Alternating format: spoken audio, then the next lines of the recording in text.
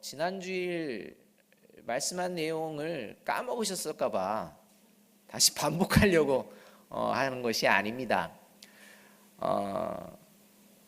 지난주에 오늘 본문을 말씀을 가지고 이거 잘 뿌려야 합니다라는 제목으로 그리스도인의 헌금을 비롯해서 물질을 사용하는, 올바르게 사용하는 이 태도에 대해서 말씀을 나누었습니다.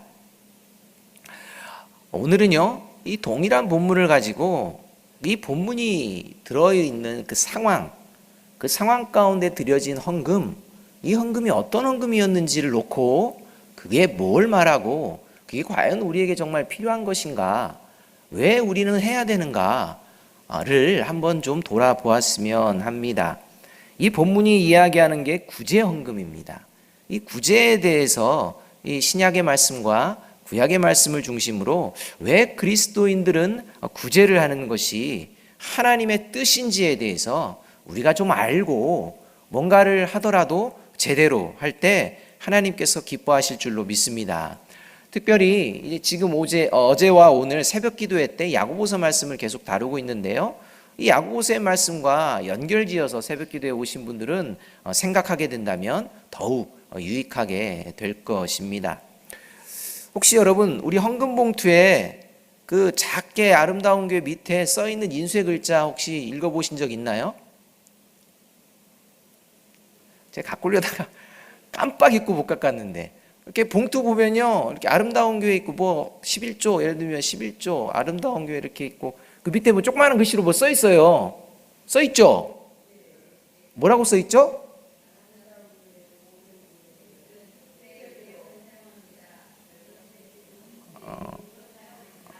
뭔 말인지 아시겠어요? 방언 같죠? 저런 게 방언인 거예요. 알아도 뭐라고 써 있냐면요, 여러분 잘 보셔야 돼요. 제가 이 말씀을 하기로 결정할 때 그거 보고 나서 왜 한 번 더 해야겠다. 하나님의 뜻이다. 하나님이 주신 음성이다. 이렇게 들어가지고요, 그 순간 이거 다시 하련다 이렇게 결정을 했어요. 근데요, 거기 뭐 써 있냐면 아름다운 교회의 모든 인쇄물은 흑백으로 제작됩니다. 절감 비용은 뭘 위해 씁니다? 구제 사업을 위해 쓰여집니다. 이렇게 나옵니다. 여러분, 이렇게 써져 있어요. 그러면 이 봉투는요, 모든 이러한 인쇄물이 뭐로 제작된다는 겁니까? 흑백이라는 겁니다. 흑백이니까 마음을 상하실 필요가 없다는 거예요. 왜? 구제 사업을 위해서 우리가 쓰기 때문에, 비용 절감을 위해서. 근데 문제가 있습니다. 뭐가 문제인지 아십니까? 아주 좋은 의미예요. 중요한 뜻을 담고 있어요. 그런데 정작 이것을 받아보며 생각하시는 분들이 간과해서 안 되는 게 있다는 겁니다. 그게 뭐냐면, 자, 헌금 봉투나 모든 인쇄물 흑백으로 제작한댔잖아요. 그러면 내년도 예산을 짤 때 흑백으로 인쇄될 때 기준으로 예산을 짜면 되나요, 안 되나요? 왜요? 절감이 안 되잖아요. 에? 그러면 예산을 짤 때는 뭘로 만든다고 생각하는 거예요? 칼라예요, 칼라. 이게 1도냐, 2도냐, 3도냐에 따라 차이도 달라요. 그러면 헌금 봉투를 막는 순간 이 봉투는 무슨 봉투여야 합니까? 보이는 건 흑백이지만 영안이 띄어져야 된다는 거예요. 이거는 뭐다? 칼라다. 이 칼라 봉투 나오려면 내가 그래, 너무 아름답다.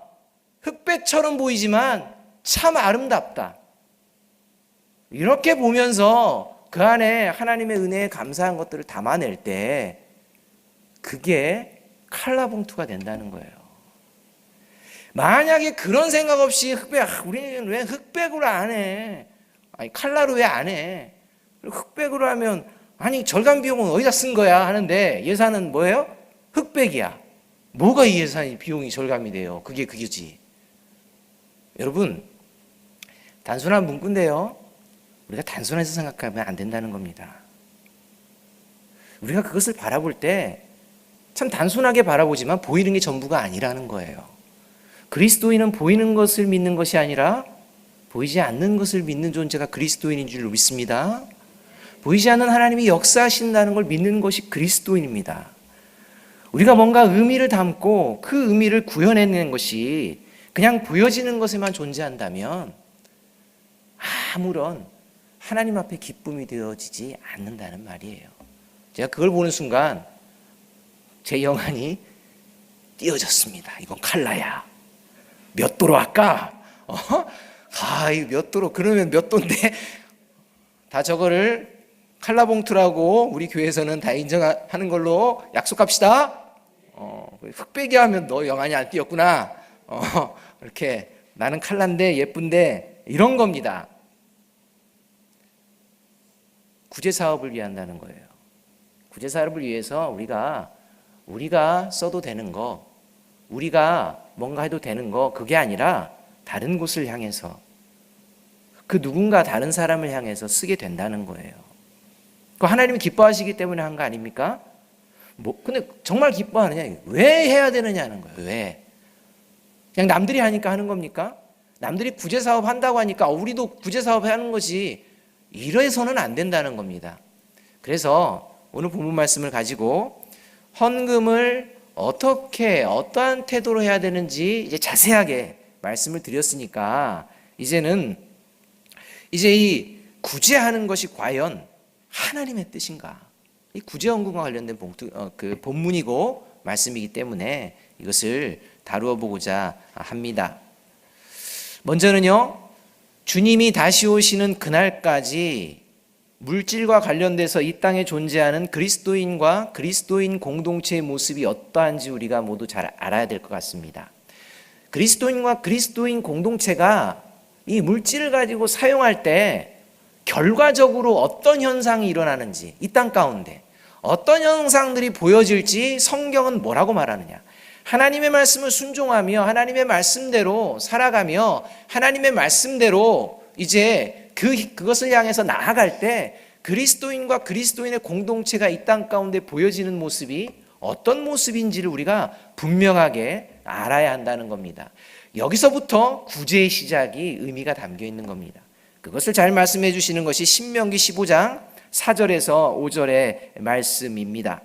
이 신명기서는요, 굉장히 중요한 말씀입니다. 왜냐하면 하나님께서 애굽에서 출애굽시킨 뒤에 이스라엘 백성들을 하나님이 약속하신 가나안 땅으로 이제 들여보내는 그 하나님의 신실하심이 증거되어지는 이 목전에서 이루어지는 말씀입니다.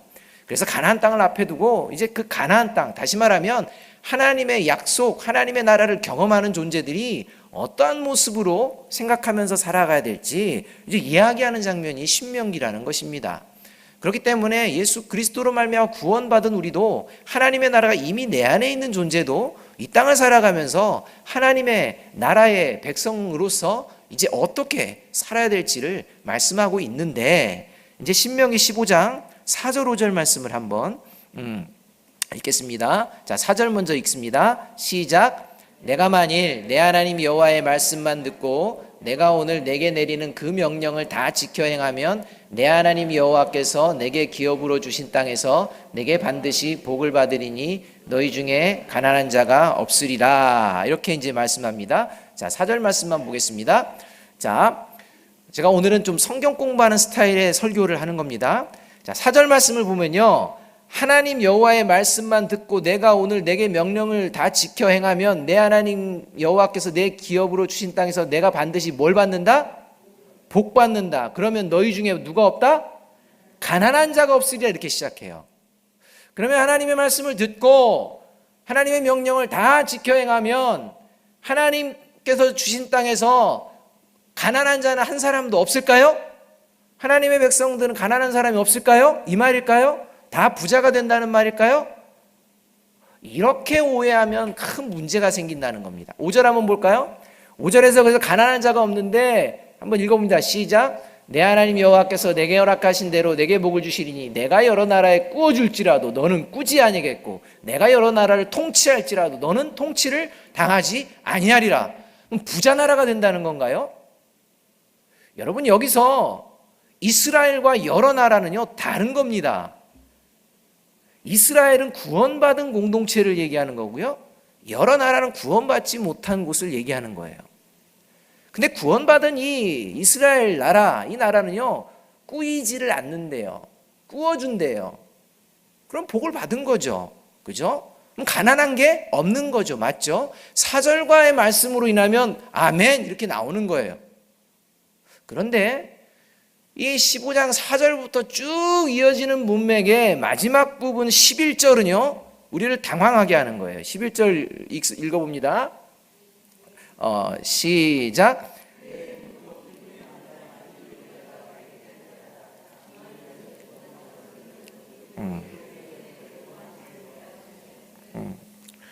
자, 제가 말씀을 잘못 알려준 것 같아요. 잠깐만요. 신명기 15장을 제가 한번 15장을 한번 펴보겠습니다.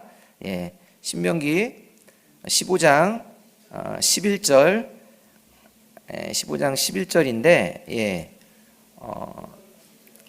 네, 15장 11절, 예, 신명기 15장 11절, 한번 성경책으로 보겠습니다. 자, 잘 읽어봅니다. 시작.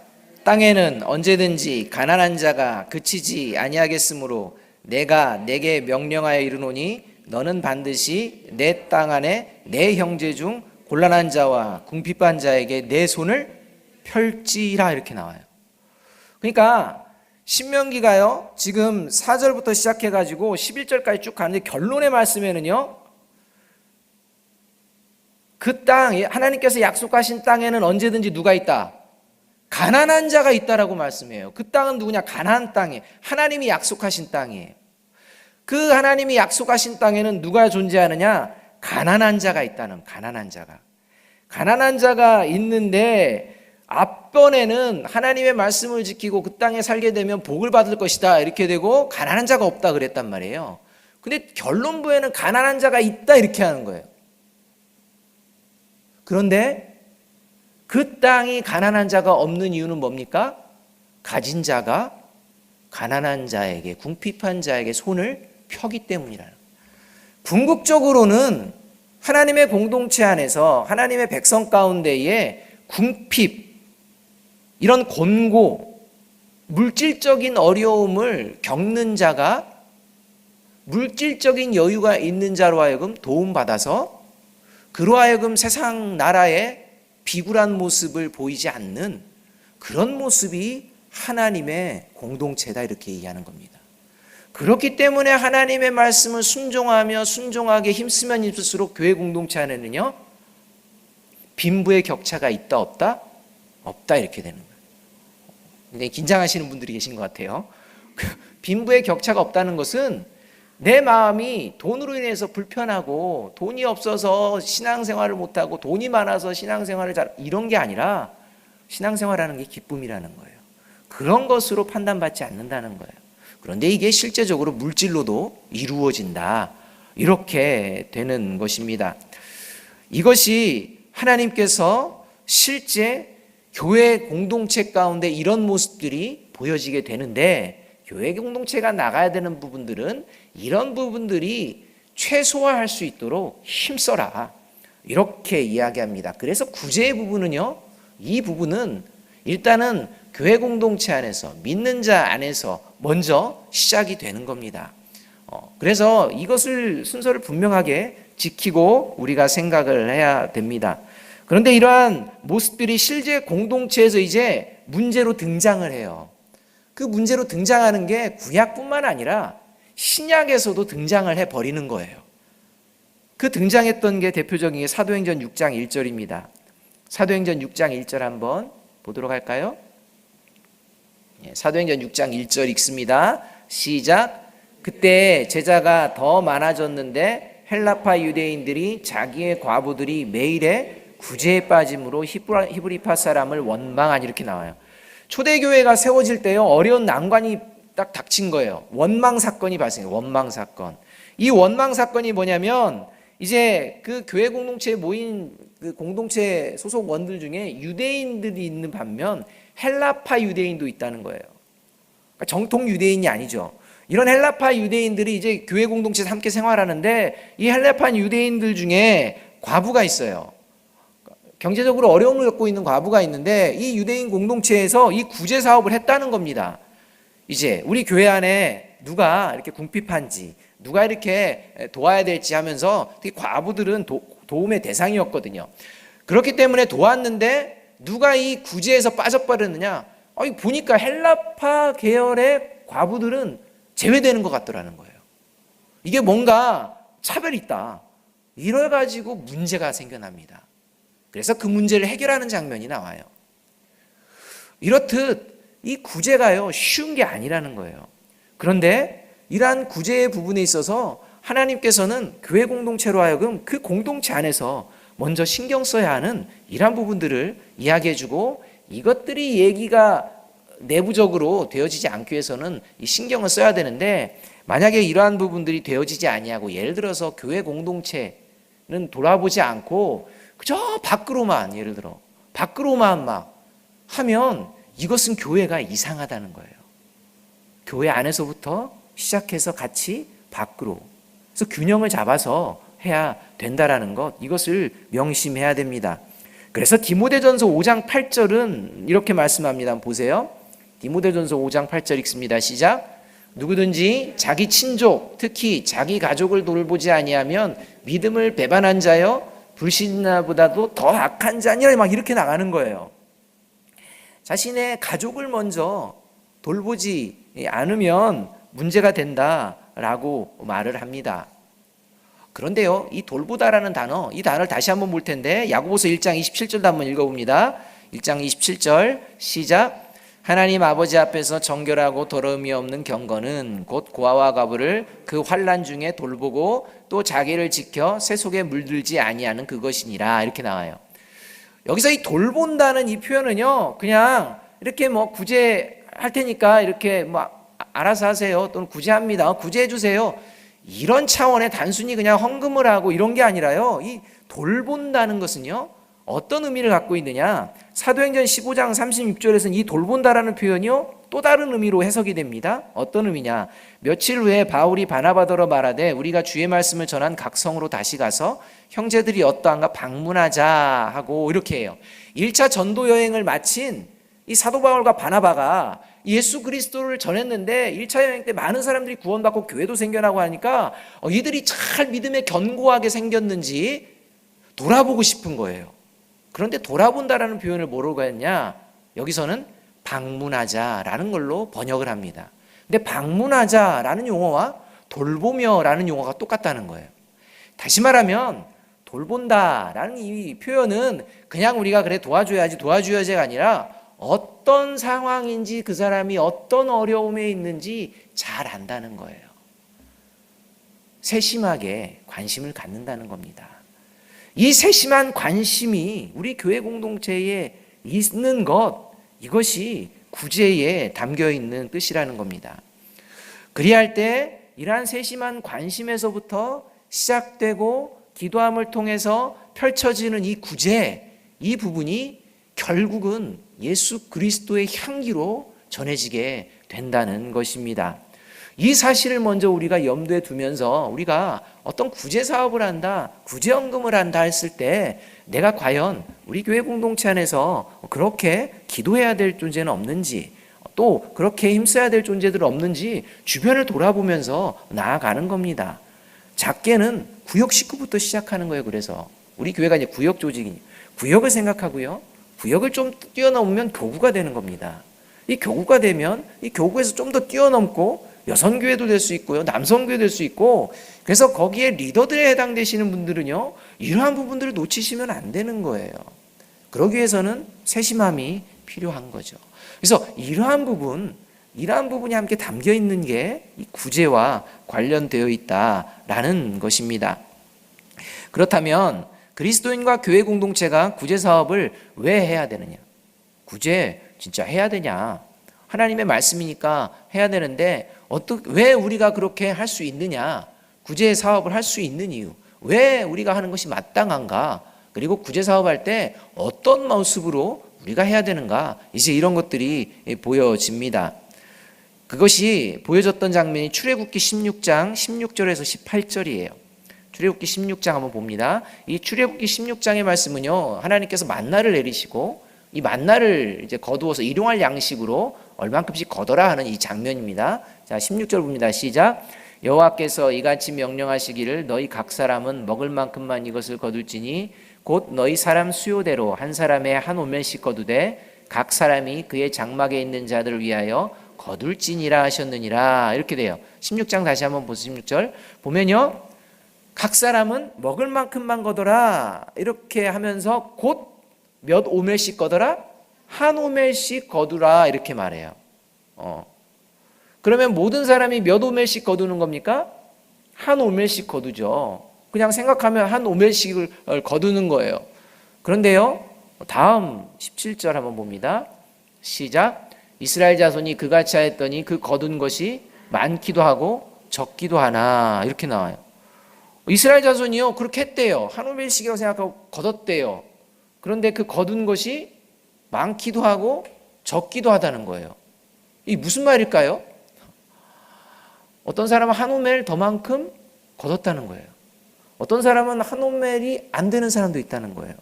다양하게 막 걸었다는 거예요. 그 사람들이 무게를 어떻게 잴 수 있겠습니까? 자기가 먹을 만큼이라고 생각해가지고 막 거뒀다는 거예요. 난 이만큼 먹어야지. 난 이만큼 먹어야지 했는데 뭐가 거뒀다는 거예요. 근데 하나님이 기준을 정했습니다. 몇 오멜? 한 오멜 이렇게. 너희들이 먹을 만큼 한 오멜씩 거둬라 했지만 사람은 그렇지 않습니다. 한 오멜의 기준이 있는 게 아니라 어디에 기준이 있어요? 먹을 만큼에 있는 거예요. 먹을 만큼. 그래서 막 먹을 만큼만 하는 거예요. 근데 먹을 만큼의 기준이 있는 사람이 먹다 이 정도? 근데 어린아이 같은 경우는 얼마큼 거둘까요? 작게 거둔다는 거예요. 그래서 결국은 다 따져보니까 어떤 사람은 작게도 거두고 어떤 사람은 많게도 거두고 이랬다는 거예요. 그런데 실제 하나님께서는 어떻게 나눠주는 거예요? 한 오멜씩 나눠주는 거예요. 한 오멜씩. 그 8절 한번 봅니다. 18절. 출애굽기 16장 18절 시작. 오멜로 되어본 즉 많이 거둔 자도 남음이 없고 적게 거둔 자도 부족함이 없이 각 사람은 먹을 만큼만 거두었더라. 이게 무슨 말씀이에요? 한 오멜에 부족한 사람들이 없다는 거예요. 그게 뭐예요? 거둬온 것을 다 모아서 평등하게 쫙 나눠줬다는 거예요. 이것을 행했다는 거예요. 기쁨으로 행했다는 거예요. 어떻게 이것이 가능했을까요? 만나는 누가 내려주신 겁니까? 하나님께서. 자기의 힘과 수고로 한 게 아니라 하나님이 내려주시다는 거예요. 하나님이 주신 것을 알기에 하나님께서 주신 것들 나누는 거 불만이 있습니까? 없습니까? 없다니까요. 그런데 문제가 생겨납니다. 가나안 땅에 정착해서 문제가 생겨납니다. 왜냐하면 가나안 땅에 정착한 후에는 만나가 끊깁니다. 만나가 끊기고요. 그 다음에는 어떻게 돼요? 너희들이 땀을 흘리고 수고해서 농사 지은 것을 먹으라 이렇게 해요. 그때부터 문제가 생기는 거예요. 내가 수고하고 땀 흘렸는데 어떻게 내가 나눠줄 수가 있어? 이거 내 거지. 이 문제가 생기는 겁니다. 하나님의 은혜라고 생각하지 않아요. 지금 내가 거둔 것이 하나님의 은혜라고 생각하지 않는 겁니다. 내가 땀을 흘리기 때문에 내 힘이라는 거예요. 이것을 하나님은 경계하시면서 말씀하시는 겁니다. 그게 아니다. 그리스도인은 하나님의 은혜로 살아가는 존재이다 라는 것을 기억하라. 기억하기 위해서 도우라 이렇게 하는 겁니다. 궁핍한 성도들을 도우라 라고 말씀하는 겁니다.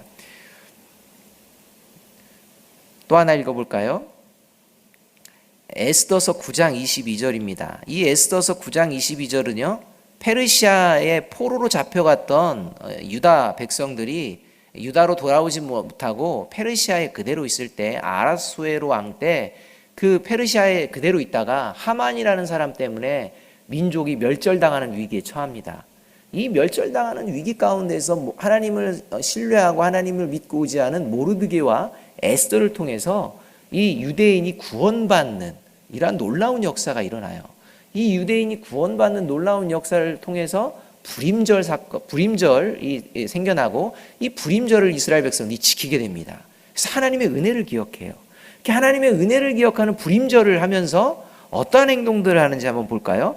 에스더서 9장 22절입니다. 시작. 이날에 유다인들이 대적에게서 벗어나서 평안함을 얻어 슬픔이 변하여 기쁨이 되고 애통이 변하여 길한 날이 되었으니 이 두 날을 지켜 잔치를 베풀고 즐기며 서로 예물을 주며 가난한 자를 구제하라 하며, 이렇게 그냥 서로 기뻐하고 끝나라 그게 아니라 뭐 해라? 기쁨을 나눠라, 이렇게. 그 기쁨을 나누는 것 중에 하나가 뭐다? 구제다, 이렇게 나가는 거예요. 어떤 기쁨입니까? 우리를 구원하신 그 하나님의 은혜, 우리에게 생명 주시고 우리를 살려내시는, 그리고 살게 하시는 하나님의 은혜, 그 하나님의 은혜의 결정물인 요 물질을 가지고 하나님의 그 은혜 주심의 기쁨으로 동참하는 이 마음이 그곳에 담겨 있어야 한다는 거예요.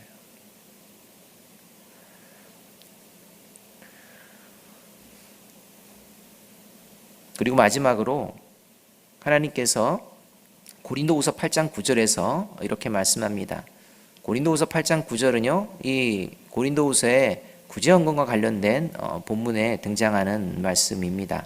같이 한번 읽습니다. 시작. 우리 주 예수 그리스도의 은혜를 너희가 알거니와 부요하신 이로서 너희를 위하여 가난하게 되심은 그의 가난함으로 말미암아 너희를 부요하게 하려 하심이라, 이렇게. 그러니까 이 부분을 누가 먼저 했느냐? 나누는 부분을 누가 먼저 했느냐? 이렇게 우리가 궁핍하고 어려움에 처한 이들을 나눌 수 있도록 먼저 시작하신 이가 누구냐? 예수 그리스도시다, 이렇게 되는 거예요. 예수 그리스도가 무엇을 나눠줬느냐? 생명을 나눠줬다는 거예요. 왜냐하면 물질이 없으면 그 사람은 결국 어떻게 됩니까? 굶어 죽습니다. 물질이 없이 생존할 수 있는 존재는 없습니다. 그렇기 때문에 이것은 생명과 직결되어 있는 부분이라는 거예요. 이 생명과 직결되어 있는 부분, 이 부분이 구제사업의 핵심이라는 거예요. 이 생명과 직결되어 있는 부분을 그냥 가볍게 여기지 말라는 거예요. 이 생명과 직결되어 있는 부분들을 우리가 함께 하나님의 나라를 이루어 갈 때 예수님께서 먼저 이 생명을 나눠주셨음을 기억하고, 이 은혜로 말미암아 주님께서 이 하나님의 말씀을 따를 때에 우리에게 어떠한 은혜를 주시냐? 부욕해 주신다라고 말씀하고 있어요.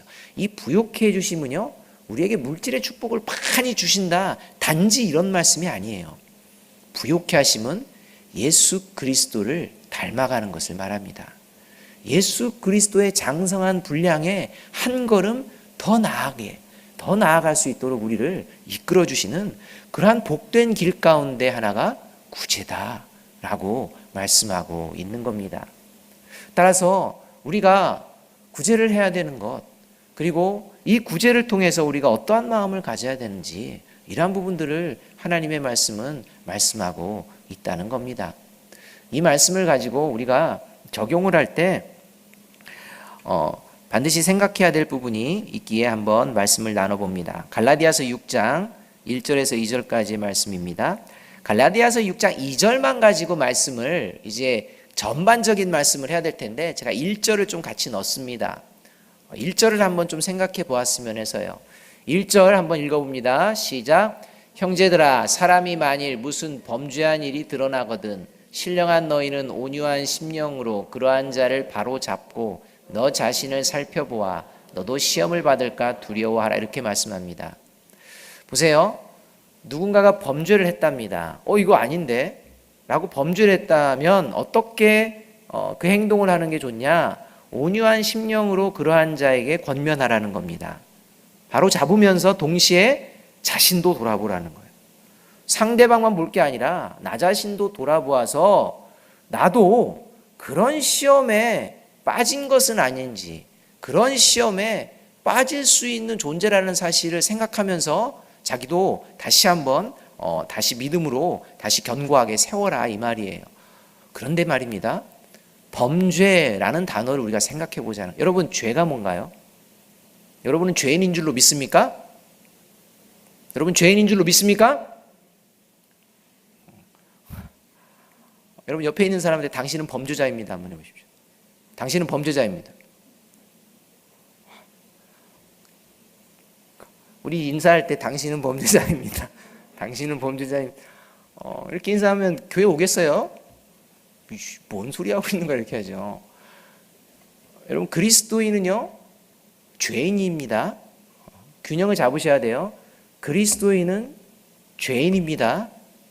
그러면서 동시에 의인인 줄로 믿습니다. 여기서 의인이라는 것은 의로워서 의인이 아니라 의롭다 칭함을 받은 거예요. 내가 의롭다는 게 아닙니다.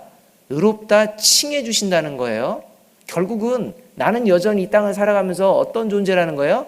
죄인이라는 거예요. 그런데 누구의 은혜로? 예수 그리스도 보혈 십자가의 은혜, 이거로 내가 의인이라고 칭함을 받는 거지 의인이라는 게 아닙니다. 그러면 죄라는 게 뭘까요? 범죄. 하나님이 말씀하는 죄가 뭘까요, 여러분? 여러분 오늘 하루도 죄를 지으신 줄로 믿습니까? 오늘 질문 이상하죠? 근데 아주 본질적입니다. 우리 수요 예배, 금요기도 이런 때는 제가 좀 더 본질적인 얘기들을 많이 할 텐데요.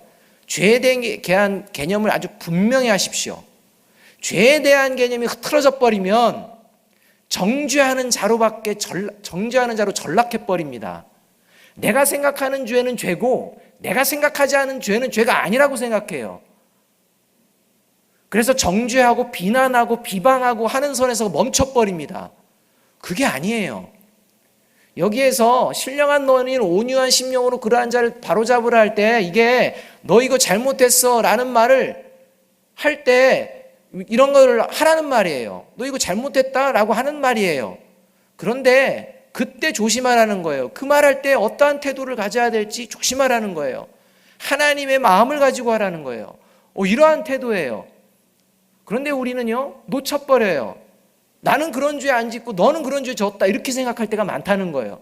그래서 그런 죄 안 진 사람이 그런 죄 진 사람한테는 더 당당하게 외칩니다. 이런 거 조심하라는 거예요. 왜요? 그 사람이 짓지 않는 죄를 나도 짓고 있으면서도 모르기 때문에. 죄라는 것에 대한 개념을 분명하게 알아야 됩니다. 여러분 죄가 뭘까요? 죄는요 이것입니다. 내 뜻대로 하는 거.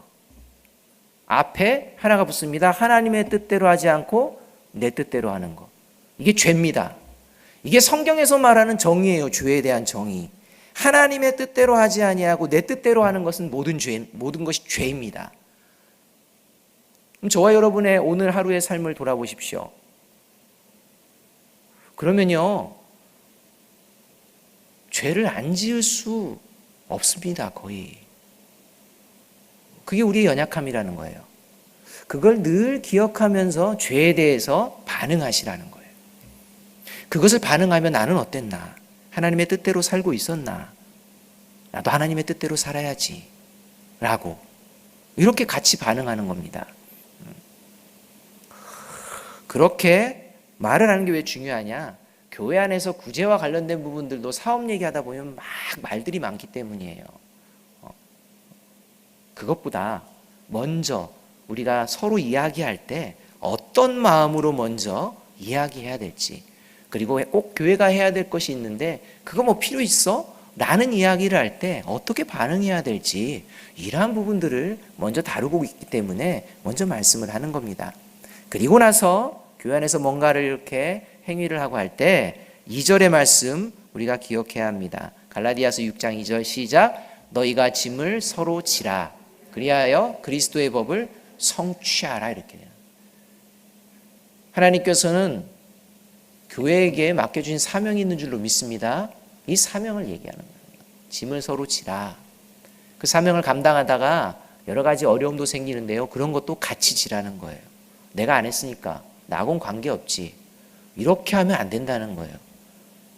교회 공동체는요, 함께 우는 자와 함께 울고, 웃는 자와 함께 웃고, 아파하는 자와 함께 아파하고, 이런 것들이 이제 같이 이루어지기 때문에 짐을 서로 지라. 그리하여 그리스도의 법을 성취하라. 이렇게 말씀하고 있는 겁니다. 그 중에 하나가 경제적인 부분들이 있다는 거예요. 그 중에 하나가 본질적인 게 그렇게 이 세상에서 필요한 이런 부분이 있다는 거예요. 그래서 말씀하고 있는 겁니다. 갈라디아 6장 8절에서 10절을 먼저 말씀합니다. 같이 읽습니다. 시작. 자기 육체를 위하여 심는 자는 육체로부터 썩어질 것을 거두고 성령을 위하여 심는 자는 성령으로부터 영생을 거두리라. 우리가 선을 행하되 낙심하지 말지니 포기하지 아니하면 때가 이름에 거두리라. 그러므로 우리는 기회에 있는 대로 모든 이에게 착한 일을 하되 더욱 믿음의 가정들에게 할지니라. 이렇게 말씀합니다. 어디서부터 시작하느냐? 안에서부터 밖으로 이렇게 시작하는 겁니다. 안에서부터 밖으로 시작할 때 안에서 다 됐으니까 이제는 밖으로, 이게 아니라 안과 밖이 동시에 하는데 이 안으로부터를 기억해야 한다는 겁니다. 그래서 교회 공동체가 모든 사람들이 찾아올 때 세상과는 다른 그 무엇인가를 계속 보여내고 경험할 수 있도록 계속해서 자라나야 한다라고 말씀하고 있는 겁니다. 기회 있는 대로 모든 일에게 착한 일을 하되 더욱 믿음의 가정들에게 할지니라. 하나님께서 신명기에서 먼저 가나안 땅에 정착하기 전에 너희들이 하나님의 말씀을 들으면 너희 땅 가운데는 가난한 자가 없다 라고 선언하면서 그 땅에 가난한 자는 반드시 존재한다. 그런데 그들의 궁핍과 그들의 곤고 형편을 알면 너희들이 손을 펴라 라고 말씀하신 그 말씀을 기억을 하면서 우리 공동체 안에 내가 속한 또 내가 교제하고 있는 사람들 안에 혹시나 아주 기초적인 물질의 문제로 힘들어하고 있다면 이 부분이 교회 공동체 안에서 함께 기도되어지고 함께 이야기되어지고 이것은 창피한 문제가 아니라는 겁니다. 그래서 그가 정말 세상 가운데 담대하게 하나님의 뜻을 전하고 복음의 사람으로 살아낼 수 있도록 교회 공동체가 도와주는 것, 이것은 하나님께서 기뻐하시는 하나님의 뜻인 줄로 믿습니다. 이것이 구제사업이라는 거예요. 그러하기에 이 구제사업을 우리가 등한히 하지 마시고 언제나 우리를 통해서 하나님께서 우리 교회를 풍요롭게 이끌어 주실 줄로 믿고 나아가는 저와 여러분이 되어야 할 것입니다. 그런데 이것을 역으로 이용하는 자들이 생겼어요. 그래, 예수 그리스도를 믿는 거는 관심 없고 구제받는 것만 관심 있고 구제하는 것만 그냥 좋아하는, 하나님의 말씀을 순종하고 하나님의 말씀을 본질을 가지고 기도하며 그의 영혼을 위해서 기도하고 그의 영혼을 위해서 먼저 힘쓰면서 그 다음에 물질적인 도움의 자리로 나아가기보다 그저 그냥 돈 주면 됐지, 그저 그냥 돈 받으면 됐지 하면서 보이는 형식적인 그런 문제, 이런 문제에 대해서 초대 교회 공동체가 문제가 생겨서 사도 바울이 마지막에 아주 단호하게 지적하는 부분이 있습니다. 그 부분이 뭐냐? 데살로니가 후서 3장 10절입니다. 데살로니가 3장 10절 한번 읽어봅니다. 시작. 우리가 너희와 함께 있을 때에도 너희에게 명하기를 누구든지 일하기 싫어하거든 먹지도 말게 하라 하였더니, 이 말씀입니다. 하나님께서 주신 달란트를 가지고 하나님이 주신 은사를 가지고 수고하는 거, 이거보다는 교회 가면 좀 어려우면 도와줄 수 있네, 이러면서 일을 하지 않고 게으른 자들이 막 생겨나는 거예요. 그냥 교회 가면 다 도와주는 거야 라고 단순하게 생각하는 이러한 잘못된 사고방식을 가진 사람들이 생겨난다는 거예요. 이랬을 때 단호하게 말합니다. 누구든지 일하기 싫어하거든 먹지도 말라. 따라서 우리 모든 교회 공동체의 구성원들은요, 교회뿐만 아니라 세상 속에서 하나님이 주신 은사와 달란트를 가지고 하나님께서 기뻐하시는 각자의 삶의 자리에서 사명을 잘 감당해 내야 될 것입니다. 이렇게 잘 감당해 내매도 불구하고 사회적인 부조리와 사회적인 잘못과 사회적인 어려움, 이러한 문제들로 인해서 겪을 수밖에 없는, 부당하게 당할 수밖에 없는 이러한 부분의 문제들로 곤고해진 하나님의 백성들이 있다면 그들에게 하나님의 교회가 하나님의 손을 펼쳐라 라고 하는 것이 바로 구제라는 부분입니다. 따라서 구제를 받는 자나 구제를 하는 자나 하나님께서 오늘 내게 주신 이 시간을 어떻게 하면 기쁘게 드릴 것인가 늘 고민하며 살아가야 될 뿐더러 이 고민과 함께 이렇게 하나님의 뜻을 따라서 살아가려고 할 때 어려움을 겪는 자들에게 또 우리의 마음과 또 우리가 가능하다면 물질을 하나님께 올려드려서 그들과 함께 하나님의 나라의 복음을 정말 담대히 전하는 그러한 아름다운 공동체가 되어질 때 하나님은 우리 교회를 통해서 놀라운 역사를 이루어 주실 줄로 믿습니다. 이러한 마음으로 우리가 1년을 계획하고 이러한 마음으로 우리가 공동체를 하나하나 바라보면서 모든 사업들을 준비하고 각자의 사업들도 그렇게 이루어가는 저와 여러분이 되어지기를 주님의 이름으로 축복합니다. 네, 우리 같이 한번 기도하고 찬양하도록 하겠습니다.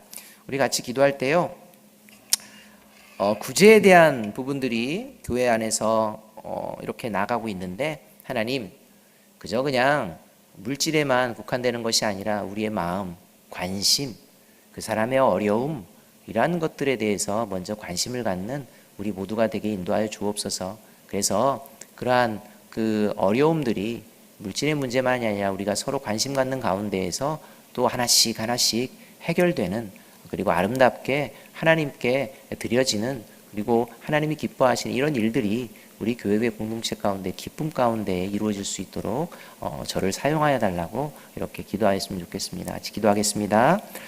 사랑과 은혜가 풍성하신 아버지 하나님,